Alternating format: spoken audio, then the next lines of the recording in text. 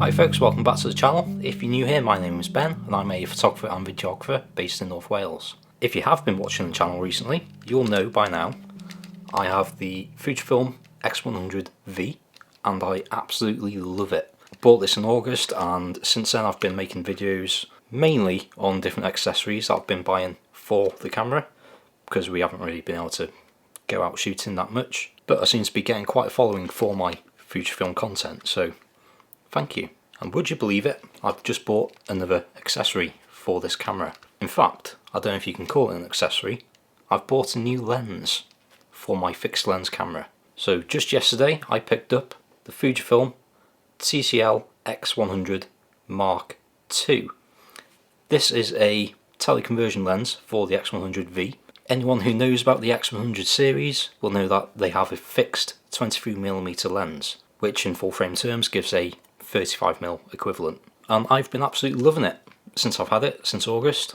That's 6 months now. But there are times where I just wish I had a slightly tighter focal length rather than cropping into my images. So this tele-conversion lens has been on my radar for a little while now. Attaching this tele-conversion lens to the X100V gives you a roughly 50mm full frame equivalent. I'm sure everyone's heard of Nifty 50 before now. It's probably by far the most popular focal length, especially among street photographers, many of whom love the X100V. So being able to add 50mm focal length to their X100, that's quite a bonus. In the box we get a nice little drawstring pouch to keep the lens in, and front and rear lens caps. That's it. That's all we need really. Attaching the lens to the camera couldn't be any easier. You just remove the outer ring from the lens, line her up and screw it straight on. And that's it. You don't need to do anything else. One handy little tip that I discovered is if you take the original lens cap, pop the ring inside it and then the rear cap from the 50mm lens, they will all fit very nice and snugly as a unit. So you can either keep that in your pocket or in your bag and they're all going to stick together, which is very handy. The lens itself, there's really not much to it. You have no buttons, no dials or anything like that. Your aperture and focus are still on the actual lens of the camera. We do have a filter thread on the end. It's a 67mm, which for me is perfect because all my Sony cameras, they're also 67mm, so I can thread whatever filters that I want onto here.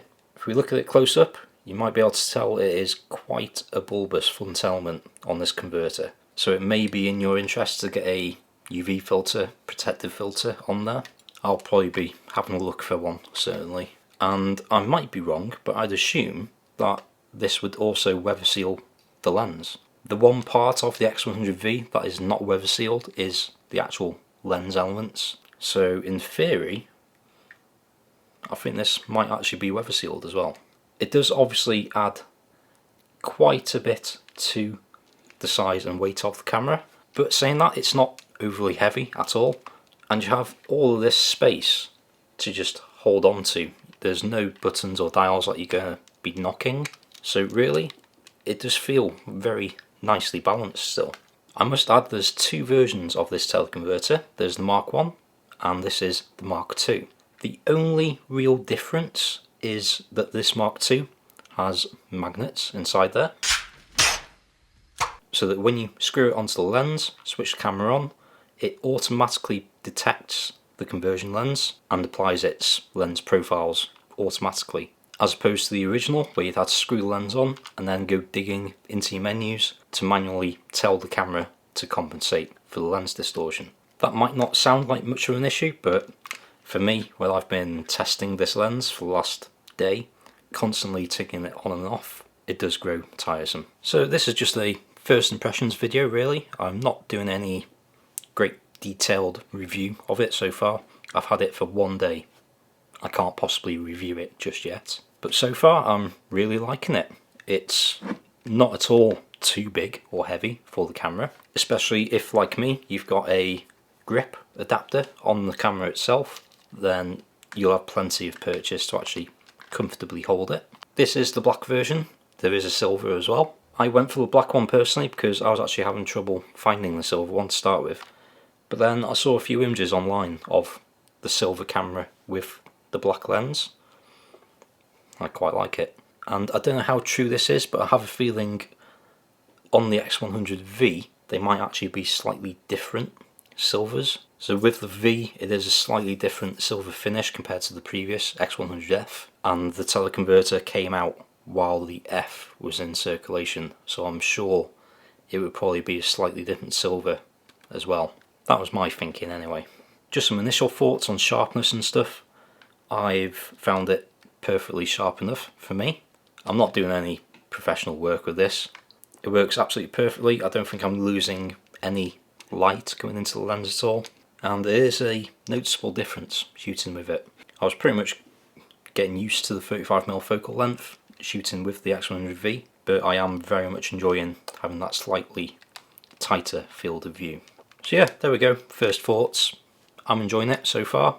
I'm really liking the 50mm focal length. I've not actually had a true 50mm lens for quite some time, so it might take a little bit of practice getting used to using the focal length again. But yeah, I will be doing more testing with it, so if you've got any questions about it, if you've been thinking about getting this teleconversion lens, let me know in the comments down below and I'll try and incorporate it into my review. Fair warning, I will have a lot more Fujifilm content coming up on this channel, so stay tuned for that. If you're interested in buying one of these lenses, I'll leave an affiliate link in the description down below, as well as all the other gear that I use to make these videos. Otherwise, if you like this video and you want to support this channel, do just give this video a like and hit subscribe if you want to see more. Otherwise, be good, stay safe, get shooting, and I'll see you in the next video.